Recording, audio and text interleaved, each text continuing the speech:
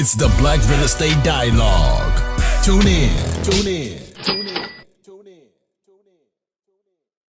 All right, welcome to another episode of the Black Real Estate Dialogue podcast. If you haven't already, please take a moment to subscribe on whichever podcast platform you're listening to this on. Also, leave us a 5-star rating and review. It helps us go up in the rankings and spread this message all over the world.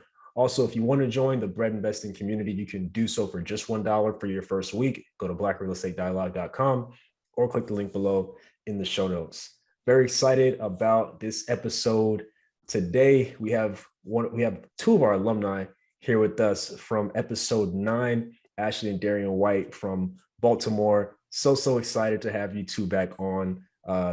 First episode was amazing. I know this one's going to be even better. So really appreciate you two coming back on the show. Hey, man, appreciate you, brother. Thank you, man. It's been, watching your growth has been crazy. So, excited to be back on, share some of the game that we got. And yeah, man, always good to connect.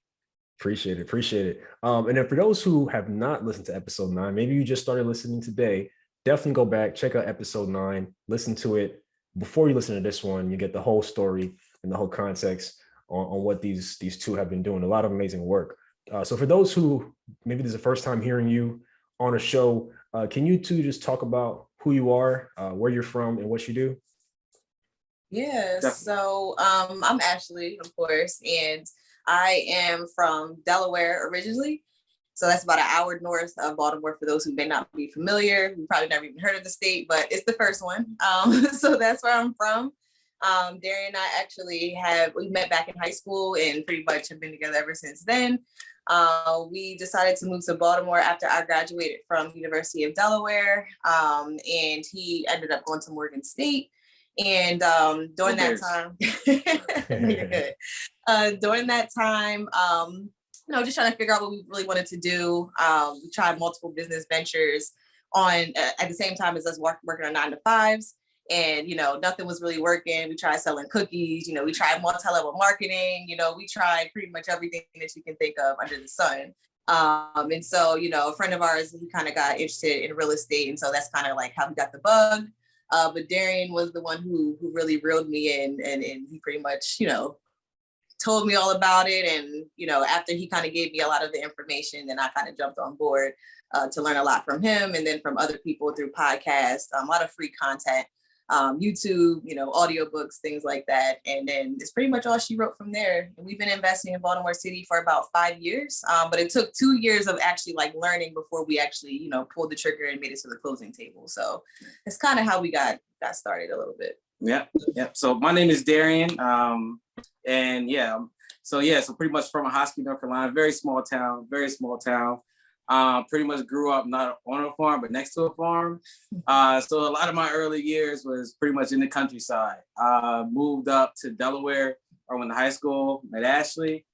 There, we were both on a track team, pretty active, at school, balance jobs, balance these small entrepreneurial endeavors, and kind of just at that point in time, wasn't really focused. We always had, I guess, early on, we knew we wanted to do something entrepreneurial, which is, we really both linked on that because Ashley's mom was in daycare. She had her own daycare, so she has some entrepreneurship experience. So it was like, yeah, man. So we ended up, going to college. I got a full ride to go to college. It was a partial scholarship for track and for academics. Shout out Will I Am. He actually gave me that scholarship. So that was pretty dope. And then, after that, ended up going to school. I went to Virginia Tech. Things didn't work out. One of just kind of things in life, sometimes, things don't go to course. So had to leave Virginia Tech, end up going to Morgan, finished up. And then, I spent some time there, finally finished up their industrial engineering program. I think at that time, Ashley maybe even had her master's.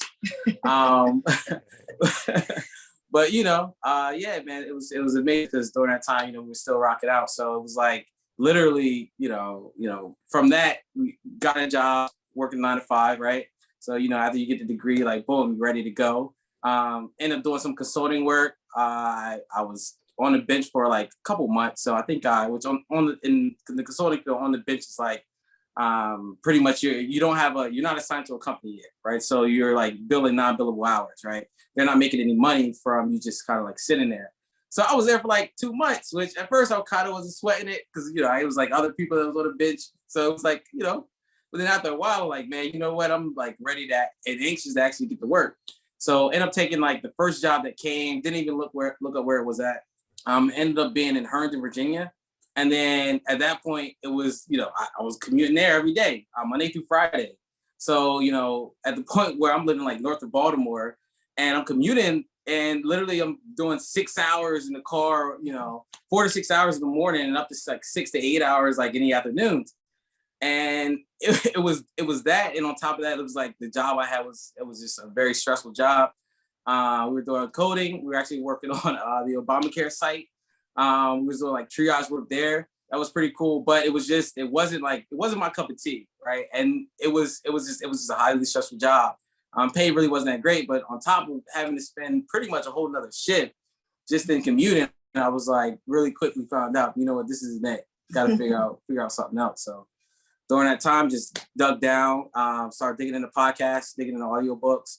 And then from there, just, plugged in, along our growth, we've had a variety of mentors at different stages. So, just kept building that knowledge base and then just started taking action. So, come now, fast forward, we have 21 apartments. We used to have 25, but we ended up selling a few in the past few months, just to free up some cash for some other opportunities. But it's been amazing, man. Like, if you would have asked me 5 years ago, if I would have expect, us to have a beautiful family, wife's able to retire, like I would be like, yeah, okay. I mean, I wouldn't believe it, but it's a beautiful thing, man. So that's where we're at right now, and still building in Baltimore, and focus on these multifamily properties. Definitely love it. So you got into a bit of what you've been up to the last couple of years. Talk to us more about how the business has changed or grown. I'm sure you've learned a whole lot in the last about 2.5 years. What are some things that have changed? Great question. So a lot of things, man, right? So, all right. So as far as like external, right? Everyone, if you haven't been living on a rock lately, real estate prices have appreciated greatly. So, luckily we got in at the right time where, deals were like plentiful, right? At that time, finding a deal that would yield 25%. This is like rents, cash on cash. It was easy, right? But, nowadays it's a lot harder. So we find ourselves looking at a lot more sources, building relationships with brokers, wholesalers, doing our own direct marketing campaign as well, and then doing some strategic partnerships with other individuals that are in the space. And so that's kind of like, as far as external resource, I would say that's one thing. Costs have gone up, but as long as you get creative and you kind of put out get as many leads as possible, you're able to kind of filter out some of the ones that don't make sense and get to the ones that actually are good leads. So that was something external that changed. Internal, we build out the team. So right now we got two teams that we run. We're still focused on a lot of our own deals. Sometimes we'll do work for other investors that's investing in Baltimore City that may not be from Baltimore City. So we built out our own construction company as part of a vertical integration strategy.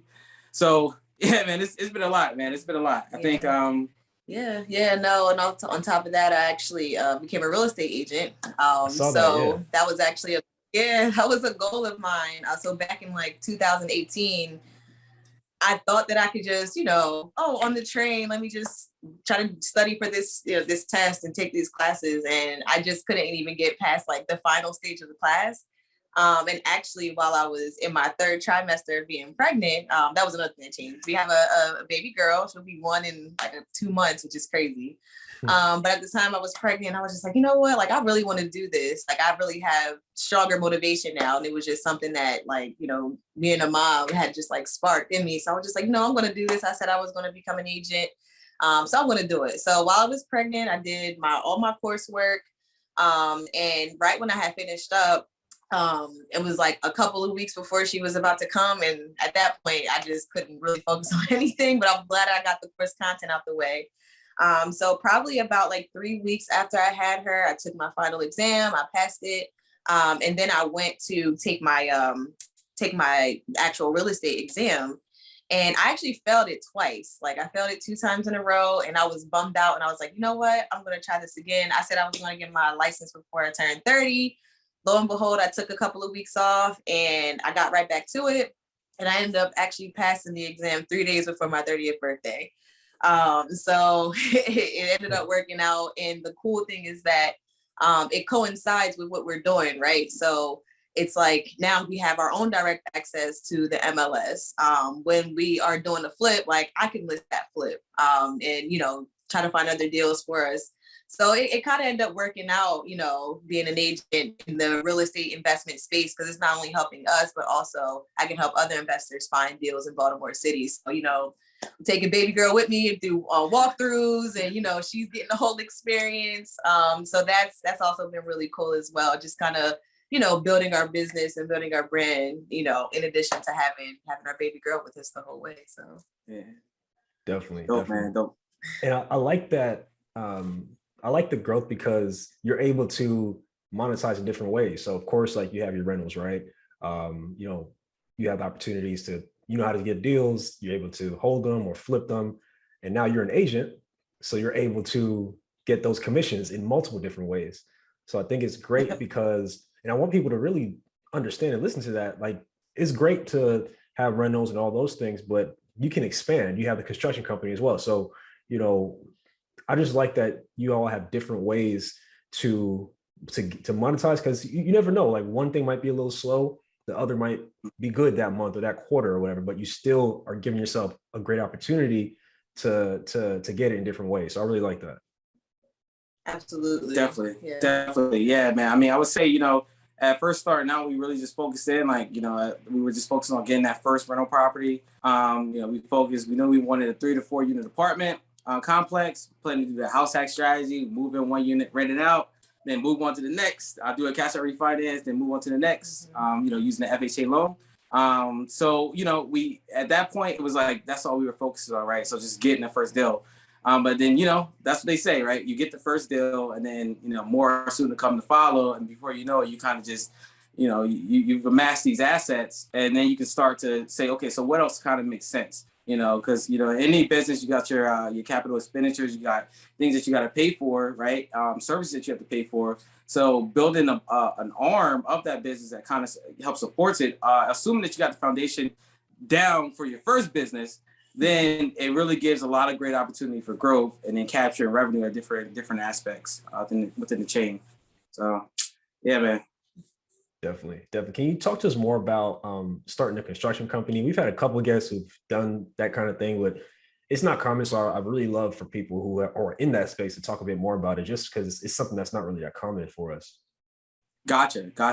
So yeah, man. So actually, it really depends on the your local jurisdiction, the zoning code. That pretty much kind of dictates what are the qualifications to actually be a general contractor.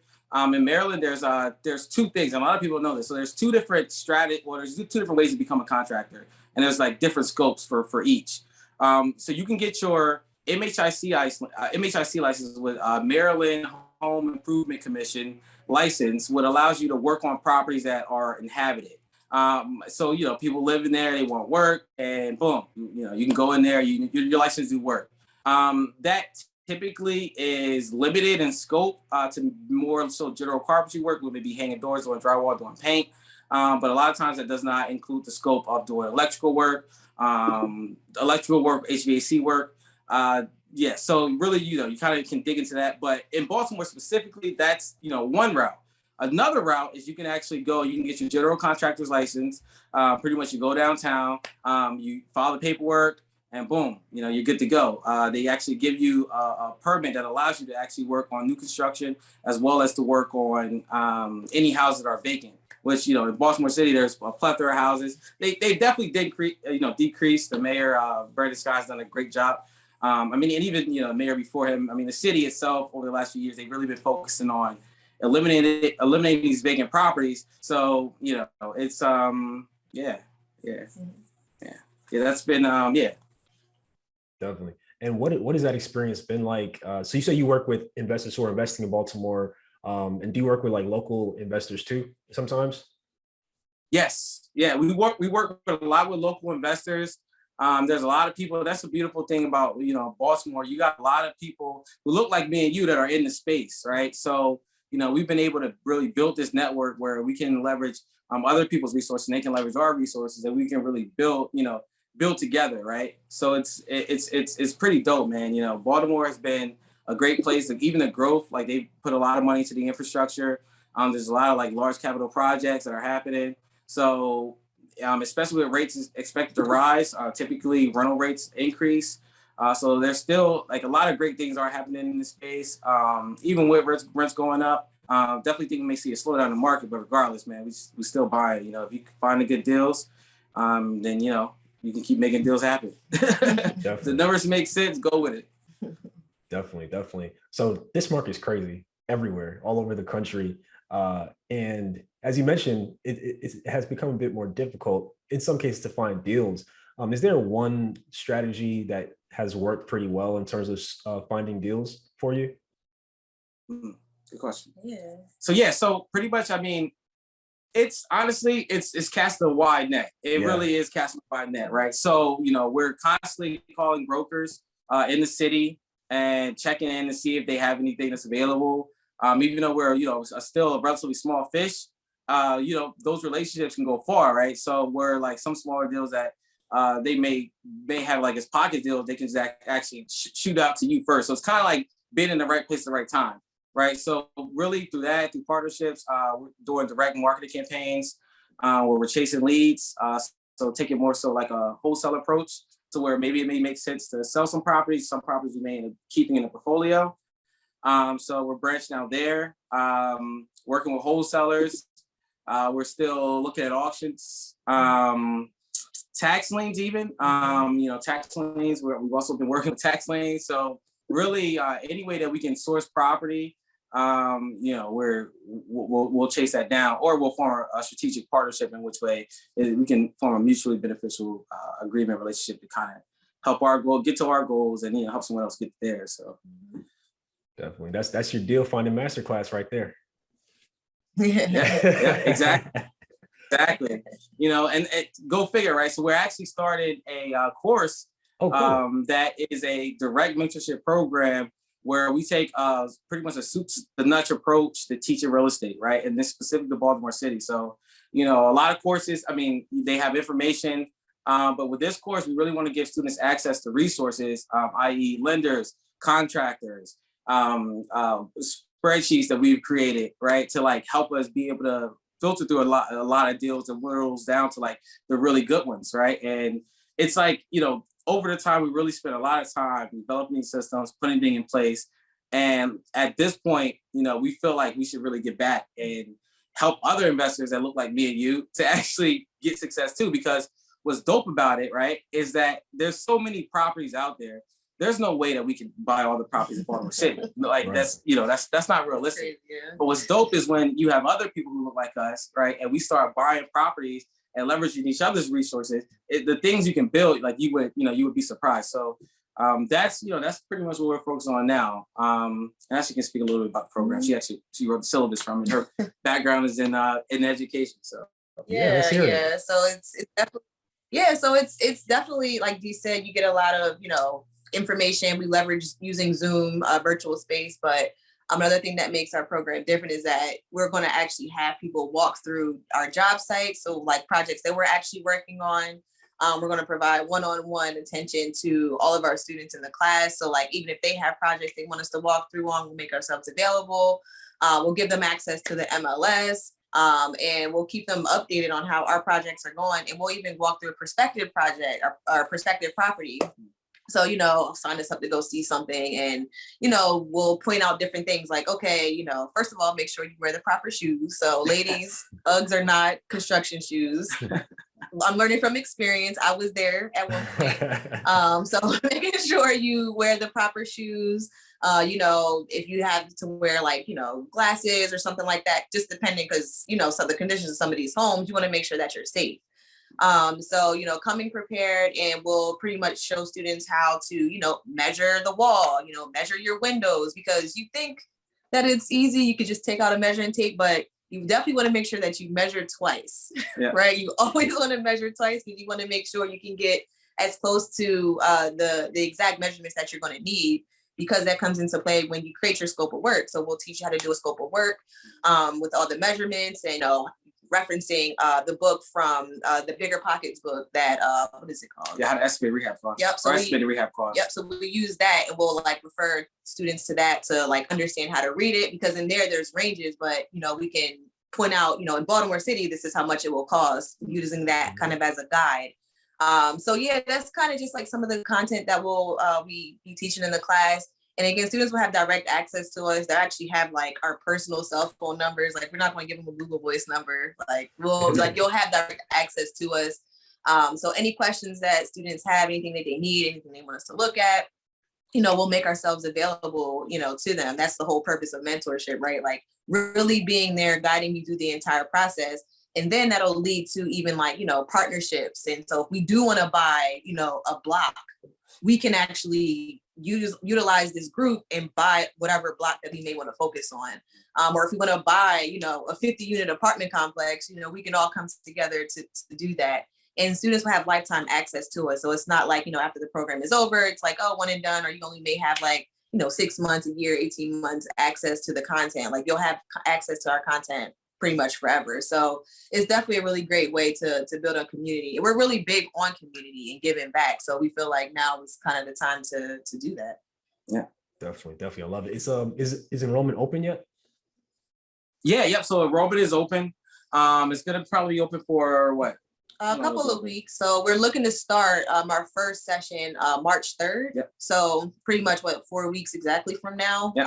So even if you're not from Baltimore City, and you're interested, we would definitely recommend, apply, because you have people like us who are well versed. And again, we have technology, so we can even leverage that. And I know you have experience, investing outside of, where you live, and, utilizing technology and making sure that people, have people that they trust, who have boots on the ground, who have the right connections. So that way you can feel comfortable, if you're in Houston or you're in LA, but you want to invest here in Baltimore City, you have people like us who can, be boots on the ground for you. Because I feel like that's probably one of the biggest fears that a lot of people have when they're investing, out of state. So if you're out of state, definitely, it's not limited to just being in Baltimore City or the surrounding area. But if you are in the surrounding area, that's even better, because you'll have that direct, access, and you can be in person and you can meet up and do things like that. So, yeah. And that's the thing. This course also is has a really strong construction component, because a lot of these houses in Baltimore, they're over 100 years old, right? So, you can go from buying a complete shell, complete gut job, or you may have a sturdy foundation, right? You may have the joist may be in good shape, right? The roof may be in decent shape, right? So it's some of these things you can go through a house and you can really point out, boom, we need to already spend, $30K in electrical, or, it needs a full electrical job, or these cast iron pipes, sometimes you can kind of tell whether or not the pipe is deteriorating from inside out, and it's brittle. You can actually look at it and kind of see. So as part of the course, right? So we're giving access to our methodology, our systems, right? A lot of the tools that we've created. And then we're also giving access to the tricks that we've learned to kind of identify, these are the best, with this property, these are the best ones to hold, right? This is, it can kind of be daunting, for the new investor, to take on a complete gut to where, the entire inside of the house is caved in, right? Where do you even start, right? And you may be able to buy a house. I mean, even now, you maybe could be able to buy a shelf for $10,000. $15,000, right? And it's one of those deals. You may have to end up spending 20 or 30K in just the demolition work, right? So if you don't kind of know these things, sure, you can acquire a property, but at the end of the day, you may not be able to actually move and develop that property. And then you're in a position where, you got to kind of do a forced sale, or you just sit on it, right? Which isn't good for the community. It's not good for the investor. So really, we want to kind of take this opportunity to pass on the information that we've learned, and to make it, so that way we can help people kind of get to that next level. Definitely. I love that. Hey, if you want to invest in Baltimore, look no further. These are your two to go with. Yes, sir. So I guess Kemetic capital. Check this out. definitely. So I guess furthermore, personally, I feel like Baltimore is still slept on. There's a whole lot of great things happening in the city, and of course, we've had different people on the show, including yourselves, who are investing there. And I still feel like it needs more publicity, right? Obviously, you have the news; they're going to say whatever they want, but the reality of it is, as you mentioned, there's a lot of development, there's a lot of investment into the city that's taking place. So, can you talk more about just over the years what you two have seen in the market and reasons why someone should consider investing there if they're looking for a city to invest in? Definitely.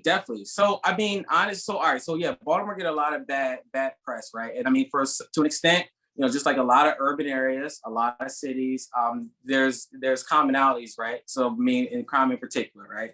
So there are areas that are more dangerous and there are areas that are less dangerous, right? The entire city isn't getting burned down and razed, or is where this is extremely so there's literally over 300 neighborhoods, 200 neighborhoods, 278 neighborhoods of Baltimore, right? So you can invest in areas that are they may be a little bit safer, they may be more appealing to a certain type of renter. Although, investing in a hood, those are going to yield higher returns as long as you can build the systems and you can kind of capitalize on it, right? So you want to make sure that, one thing that we've done is we partner with nonprofit organizations that actually go out, raise money, get grants, and they actually house people that are either returning addicts or that are battered women abuse programs. You can partner with these different programs and they will actually rent the building out, right? So there's a lot of people that are from the hood, they live in the hood, right? And that's where they're gonna live, right? So even in Baltimore, especially, it's majority renters. So it's just the perfect market if you want to look for rental property that hasn't appreciated through the roof. You can still get sizable returns, and make. And on top of that, you get to make it you get to help make the community better as well, right? Because most of the people of Baltimore are African American, right? So they're Black. So they look like me and you.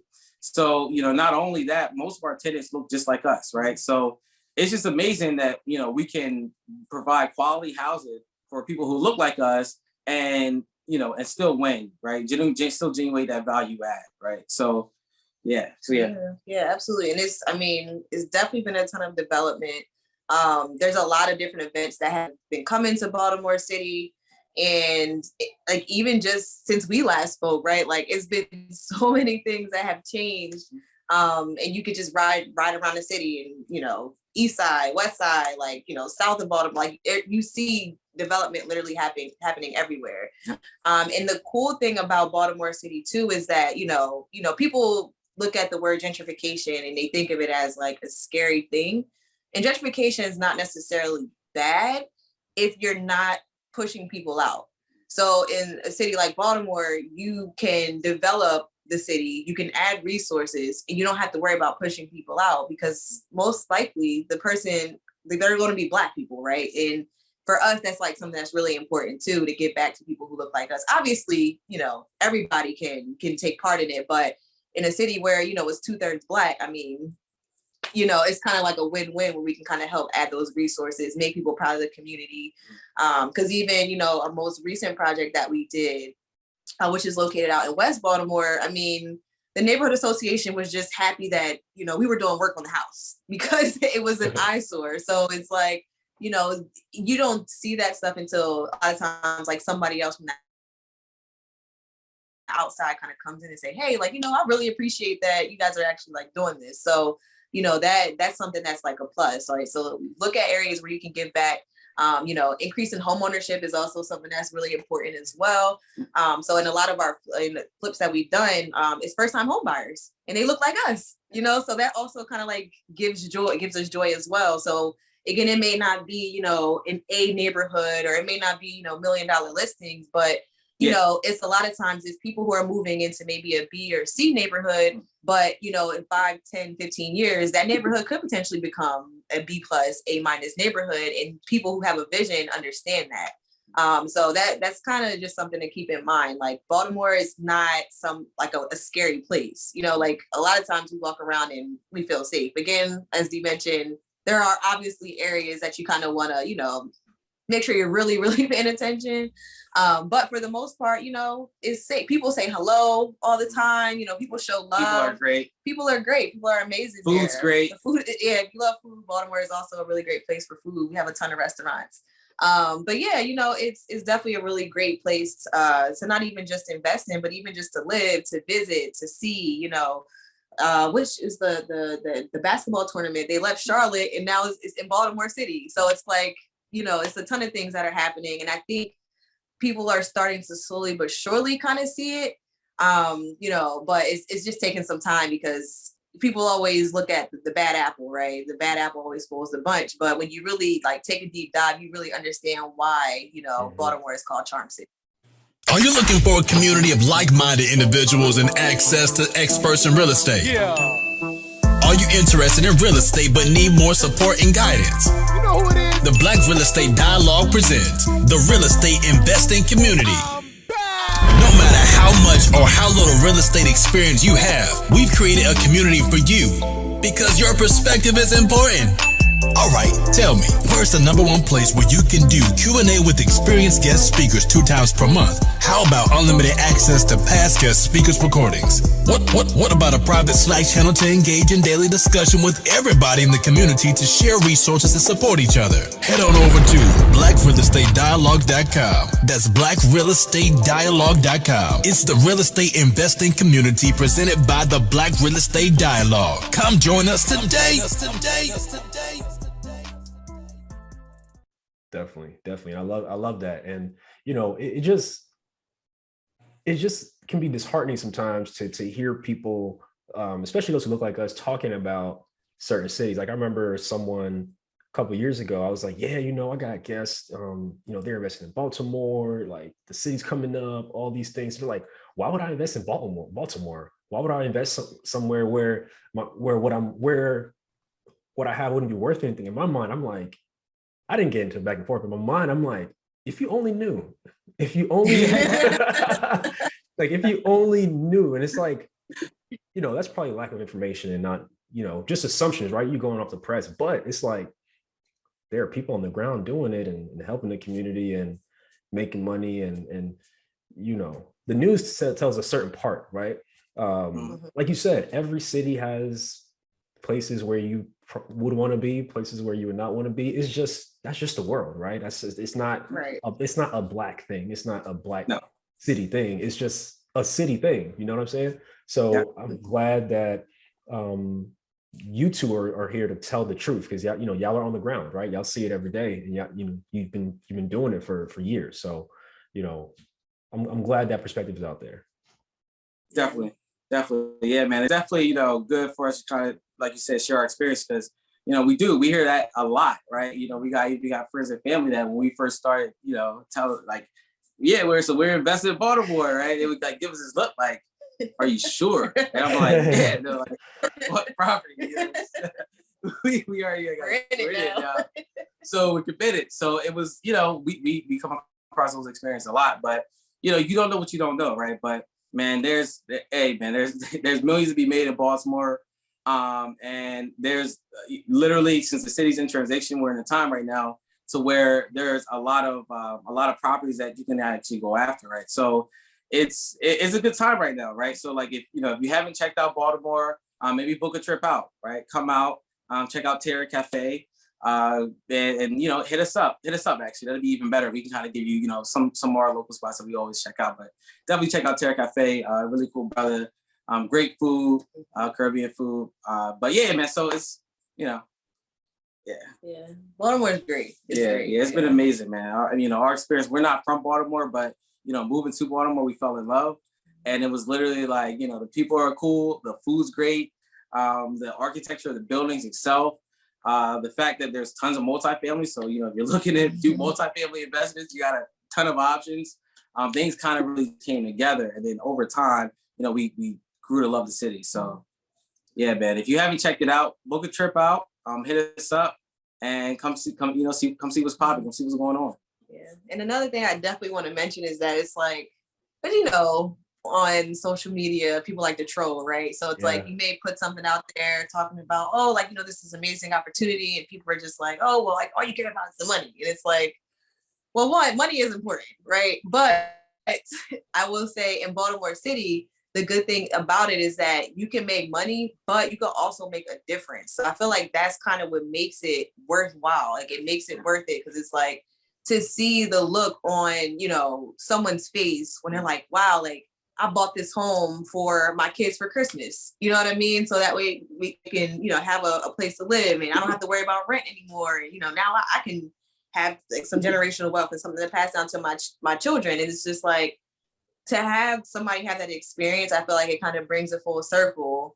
And then of course, on top of that, obviously you got to make money. Like, I mean, we live in America, like you have to make money. Yeah. But again, if you can make, you know, if you can make the community better, especially if you can make our communities better, you can make our community safer, you give people more access to resources, then I feel like that makes all the difference in the world. Definitely. So for anyone who scrolls on your Instagram page, it won't take long for them to notice that y'all take on some pretty serious rehabs. You know, something that a lot of investors, particularly new ones, what are your thoughts rather on someone's just starting out getting into like one of the gut rehabs? Do you think that's a good idea, or do you think they should be more conservative if they're just starting out in rehabs? What's your opinion on that? Great question, right? So oftentimes that depends on the access, like the resources you have access to, right? So I would say if you got a great mentor, you're into our mentorship program, then go for it, right? Or if you're willing to starting out doing, you know, anything for the first time, you're not going to be that efficient. You're going to spend more than what you're going to spend later on, right? There's just a lot of mistakes to make in the real estate space, especially when you're doing a rehab. Right, you're doing construction, you're building a house that someone has to live in, and the family will live in. So, you know, you have to, that comes with standards, right? So, you know, when you're getting into a property that's completely dilapidated, in which the roof has fallen down and every level of this 3-story building is compromised, right? It's broke, the joists are broken in the middle. Things can get really, you know, really dangerous, right? So you kind of want to make sure that you have the right protection in place. And you got the right thing set up so that way it's structured for you to win, right? You have a plan to win. If you're taking this on as your first project, I wouldn't recommend doing a complete gut. If you do, just know, you know, be willing to take maybe some losses, definitely some losses in some area. But, you know, just it's going to be a hard road. You know, even starting out, there were things that we did, like our first property we bought was pretty much turnkey. There were small things that needed to be fixed, but it wasn't a complete gut, right? So transition that now to where, you know, we work on these properties that are completely dilapidated, and it's because we have the resources built out, right? So we have the lender in place, we have the contractors in place. We make sure that, you know, our scope of work is like very detailed based off what our historicals were. We can even put projections in there to like calculate for what we may think the increase may be, just based off trends. So we got like more resources now that we can really put together, so that way the chances of winning is probable, is highly probable. You know, life happens, and you know, things happen, right? There's unforeseens, but now we're able to kind of identify the worst things that can go wrong and make sure that, you know, either that's likely or it's not likely, and if it is, plan for it, and so that way we can continue to go through those, rehab the properties, and you know, we can sell them, we can kind of scale out. Right, because without that, it's just mayhem, right? If you don't have that stuff set up, it can be very difficult to do things to scale. Right. Yeah, and I will also say too, leverage the FHA program. Like, I think a lot of people overlook that, and people don't realize that you can get a 2 to 4 unit through FHA. So make sure you guys like leverage that. I think a lot of people they're so excited about, oh, you know, HGTV. I think we just did a post on it. Just definitely check out that last post. If you haven't heard, HGTV isn't what it appears to be, obviously, right? But a lot of times people watch it because it's easy access, you know, it gets people inspired. But when you really get into it, it's like, oh, wow, like you have to follow code.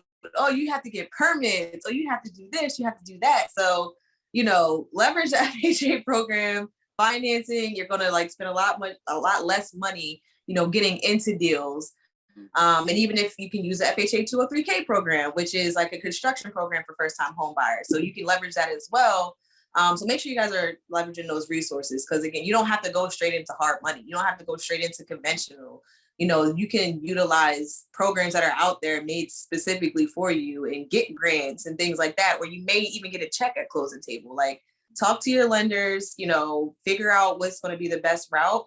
And then, of course, definitely getting access to some mentors who can guide you in the right direction and actually hold your hand through the process, because it's not for the faint of heart at all. Like, there's been plenty of times where it's like, man, it's overwhelming. Even we may sometimes think like, dang, should we quit? And it's like, no, we got to keep going. We got to keep pushing. We are doing this to create generational wealth. We're trying to really make a difference. So, that's like the motivation. So it's like, okay, you could be in your feelings for about a day, give yourself 24 hours, take a step back, but get back to it.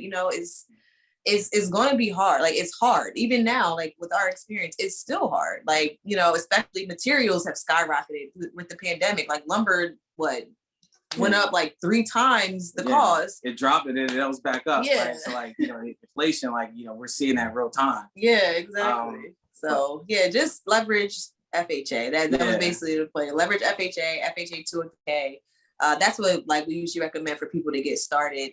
I would not also recommend a full gut as your first property unless you have, everything in place and you have the guidance to kind of get you through that. Because our first rehab, dude, we went over our budget by 20% because we just did stuff that was way out of our scope of work. We did not do a good job on it. So, but now we have a better understanding. But utilize those resources. We didn't have the contractors in place. There was this thing, but it was just things that we didn't have in place to set us up for success. Yeah. And Ashley mentioned the FHA program, great program. I believe in Baltimore now you can buy almost $1 million 2 to 4 unit multifamily property, and you can live in it, right? And then even some of these properties, certain areas, you can do short-term rentals. Even though there is a slight ban on it in the city itself, but there are ways, especially if you're moving into the house. That's one of the stipulations. If you move into the house, you can convert this into a short-term rental, right? So there's a lot of different opportunities. A lot of times, just having the strategies and then having the resources, lenders, contractors, contracts, knowing where to go, who to talk to, knowledgeable realtors, relationships with different people in the city. There's a lot of ways, it's a lot pulling these pieces together, the pieces of the puzzle together really is the best way to kind of reduce your risk and to be able to go through these properties and, have a successful rehab. Definitely. And I did see that HGTV post. Can you talk more about it? Just I guess, give the listeners the gist of it and your thoughts on that. I did catch right before we got on the interview. Yeah. So, this came out a little while ago, but I think we was randomly in the kitchen. I was feeding the baby and I was like, oh, did you hear about the property brothers are getting sued or whatever? So he's like, wait, what? So I pulled up the video on YouTube, and it was just basically this couple, I believe they were newlyweds out in Vegas, and they did the application to get on Property Brothers. And basically they signed this contract and they put up $193,000. They paid 100% of their construction budget up front, 100% of it. And so basically, the property, so what HGTV channels or shows actually do, they hire local contractors. So they hired, local people to kind of work on the house, but within the time frame of them working on the house, initially, you open the door, when they finish, oh, look, this is your new home or whatever. You open the door and it's oh, everything looks good. But then once the couple actually started looking at things, they noticed that things were not up to code. So for example, there was an issue with the plumbing where it was the plumbing and electrical, and it was 3 outlets, but they had only used 2 of them, and it wasn't up to code, and the wires were cut wrong, and they had open drywall, and it was just terrible. Definitely look it up on YouTube, Google it. Property Brothers is also not the only show on HGTV that's basically a sham. Yeah. So basically, we just wanted to make a point that, one, just because something is on TV or on social media does not necessarily mean that, what you see is what you get. It's like, no, like when you start opening up walls, basically, like you're going to find a whole bunch of stuff a lot of times. And two, never, ever, ever, ever pay 100% of your budget up front. Like if a contractor is asking you for all the money up front, like that is a red flag. huge red flag. Like that is somebody who's definitely going to take advantage of you. Like they're going to do shoddy work. And that's something that we take pride in. Like we do not like to do shoddy work. Like we don't like to do that. So it's, you would think, somebody like the Property Brothers, it's like, oh, like you would think that they would be actually doing great work, but they're not. Cause I'm like, these are people's livelihoods. Like this couple was ready to start their lives together, and then they had to wait, 3 weeks for them to come fix a sliding glass door. Like that doesn't even make any sense. So yeah, that was kind of the point of that, because it happens. It happens to us where, they're asking for 50%, 75% up front. It's like, for what? Like, why? Like, why do you need all this money up front? And then in our experience, they take all this money and they run. We don't see them again. They may come 2-3 days, maybe a week. Yeah. And then you won't see them again. So that is basically just giving fair warning to people, especially for beginners, to, take a step back, look at the numbers. If they're asking for $200K up front, that's a red flag. That's a no. Having the right contracts in place. Yep. Right. I was just about to ask that. Yep. Having contracts in place. So that way you have an outline of a draw schedule. You have terms. You have a scope of work as a part of that contract to say that this will be done. This is the material that you will use. And just having and this is like pretty much a template that you can use and you can apply to other deals. But it's important that you have your paperwork in order, that you use these contracts to limit your exposure, right? And like Ashley said, you want to pay, typically we pay 10 to 20% up front, right? And when you work with different contractors, there may be times, sometimes you need to be flexible, right? But it depends, right? There's a limit to this, right? You never want to expose yourself to more risk than don't take more risk on than what you're willing to lose, right? So, but to keep them motivated, keep contractors motivated, you want to pay them out gradually, right? As work is completed. That keeps them coming back, right? Otherwise, their motive is going to be pretty low because they didn't have money in pocket. So they'll spend the money, and then now you're stuck in a very difficult place, right? So investing, that was one of the hardest parts of starting out. Investing in Baltimore in particular, since we do a lot of rehabs, that was one of the difficulties we had, finding reliable contractors. So we went through 6 electricians. Like it was like for our first major rehab, and we learned all these things the hard way. So it was going through that, and then tapping into mentors. We ended up growing our business and slowly scaling up. But yeah, so that's one thing that you definitely want to make sure you have in place.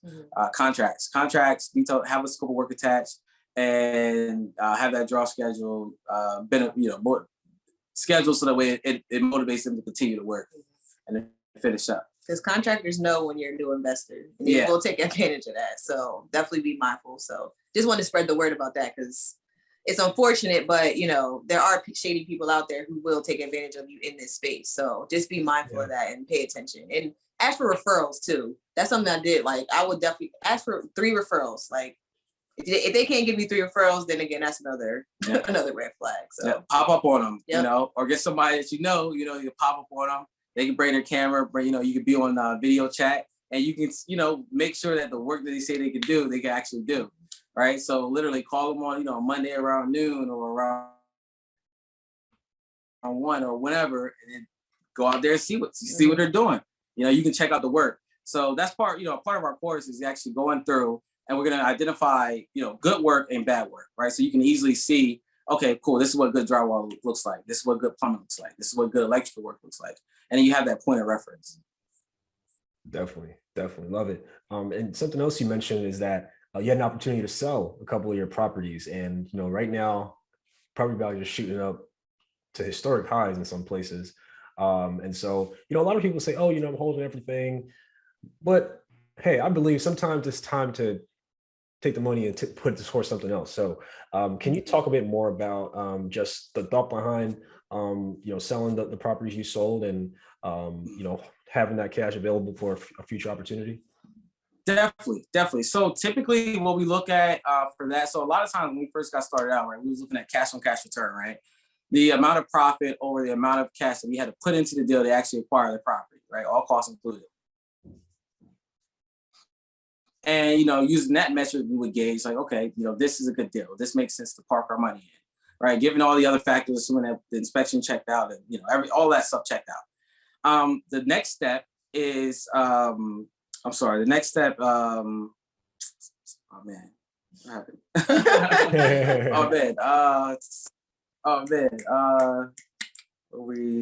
You're looking at the numbers to make sure that it makes sense to buy it or yes. hold it. Yes. I'm sorry. No worries. So after that, you look at return on equity. Thank you. You're welcome. Return on equity, right? So this is the same profit number over the amount of equity you have into the property, right? So you're going to look at the ARVs, right? Look at your comps, right? So if it's a 3-unit, you want to look at 3 units in a certain radius, right? And then you want to take that number and then you want to see how much you owe on the property, right? And you literally subtract how much you can get for the property, the ARV, and you subtract the amount that you owe on the property, right? And that's going to be your equity, all right? And you also want to consult an accountant to see, how much you will have to pay in taxes. But there are ways to avoid that, to avoid having to pay taxes. If you were to do the 1031 exchange. Yeah, if you do a 1031 exchange, you can avoid taxes. But that number will kind of give you an idea of the return that you're getting on the equity that's just sitting in the property, right? So starting out, cash on cash, right? We use that to figure out whether or not we should buy the property, right? And then over time, as properties appreciate, you want to look at that return on equity number, the profit over the amount of equity that you have locked up in that property. And then you can use that to say, well, if I'm only getting a 4% return on this money, does it really make sense? Should I sell this property now? Right. And if you can liquidate a lot, if you can get a lot of money from those, from that, and you may get 10 years worth of income that would take the cap, may take 10 years worth of rents to actually get that income, but you can get that, to that tomorrow or in 30 or 45 days, whenever you close on the property, then, that may be something that you want to entertain. Right. So typically, that's how we kind of gauge whether or not we're going to sell a property. On top of that, we also sold some stuff that we probably shouldn't have bought. Early on, there was things that we didn't know what to look at, what to look for. So some properties needed more work than others. And then we sat back and we looked at our mission, and we just, some properties that didn't make sense to hold. So those, we just let go. But yeah, that's typically what we use to define what properties we should keep and then what properties we should sell. Love it. So talk to us about what the future looks like. A lot of development has taken place over the past couple of years. You're an agent now. You got the construction business going. You have the coaching program coming up and everything else we spoke about during the interview today. Talk to us a bit more about what the future looks like for Kemetic Capital and some things you want to do. Gotcha. So we're still buying, man. We're still buying. Even when rates go up, we're still gonna be buying. And we're literally growing our own portfolio. We're doing more partnerships that are strategic to help grow our reach, so we can continue to buy these multifamily properties and scale up into larger properties. Your 10, 20, 50 units.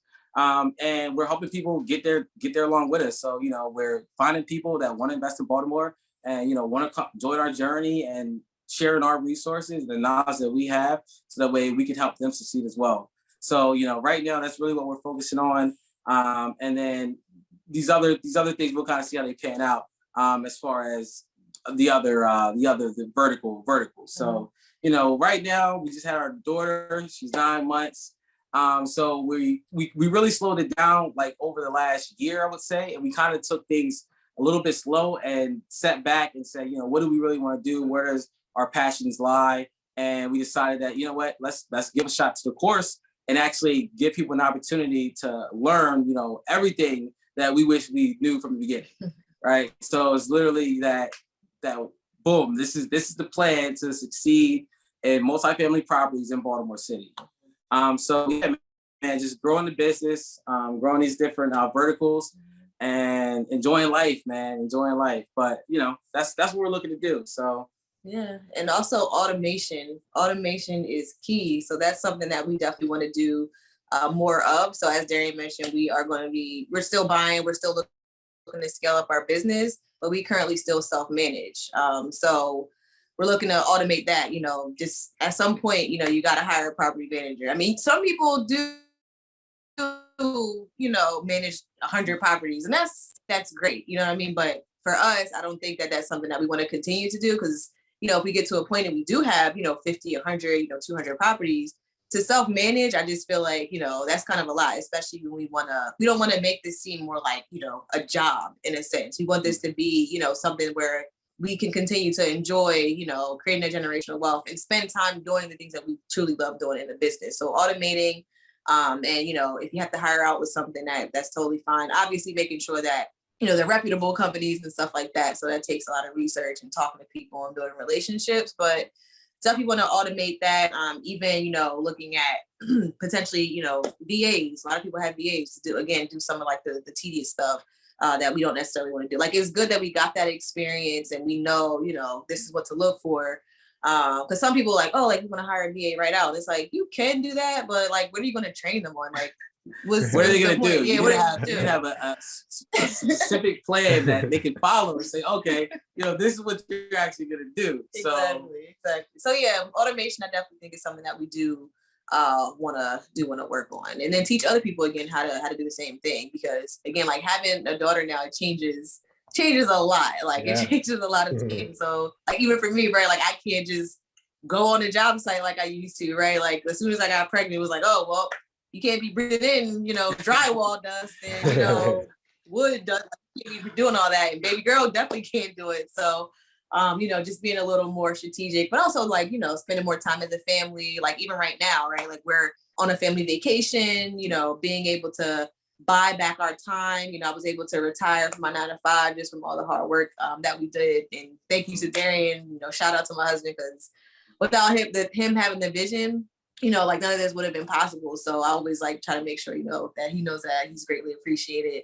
And also, everyone in our family just seeing what we're doing. And, we think that it's also inspiring them too. Like, hey, like, it doesn't have to be real estate, but, I can do my own thing and I can make it work as long as I put in the work.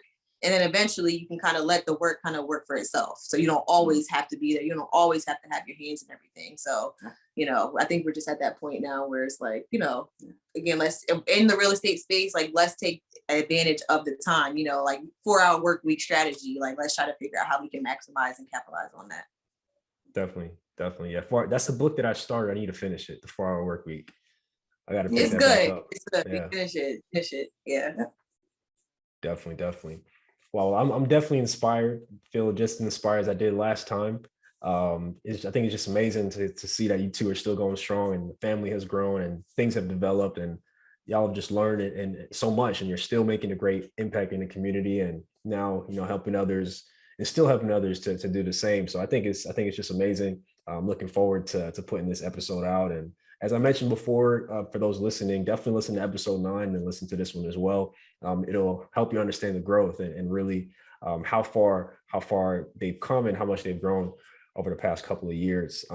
Is there anything else you want to leave with the listeners? Any words of encouragement or inspiration, and of course, where they can access everything?